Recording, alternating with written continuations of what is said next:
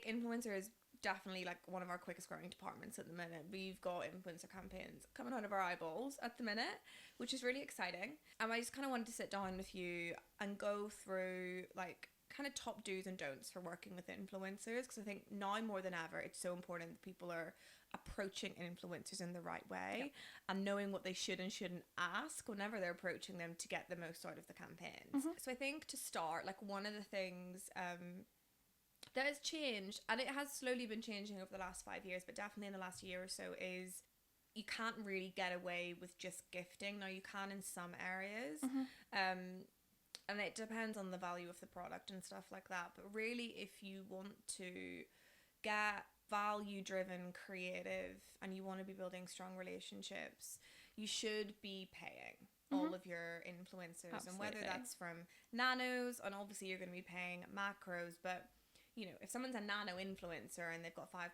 followers, the likelihood is they also have a full-time job on the side. Exactly. And they're still having to take time out of their day to create this content.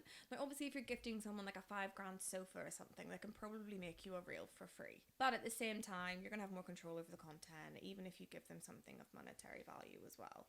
So particularly for brands that are having like smaller value products, it makes sense to sort of, even if it's like 50 quid or something like that, you know, make people feel valued and respect people's time. So I think, what have you kind of been finding that influencers are responding the most to recently? It's having a compelling concept for the collaboration. It's kind of working with brands that they align with from kind of a value perspective. You know, their values align with what also kind of the brand is all about as well.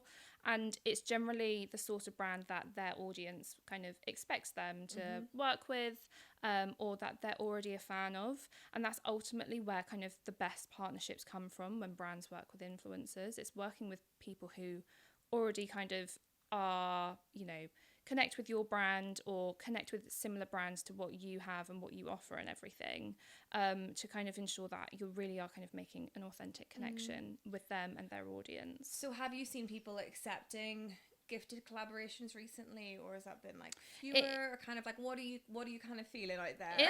It's definitely kind of changing. You know, I think influencers are far more switched on, or I would say just general kind of content creators are far more kind of switched on with how the industry works and how brands work with influencers and content creators. And confident in the value that they bring as well. Do you know what I mean? Like at the end of the day, like it's their time to create content. Absolutely. So... yeah, and I think, you know, there is just ultimately always an expectation. The majority of the time when you kind of reach out to an influencer or a content creator, they are naturally going to be saying, what's your budget? And will be expecting, if a brand wants to work with them, that there is some kind of monetary involvement or kind of reimbursement involved there.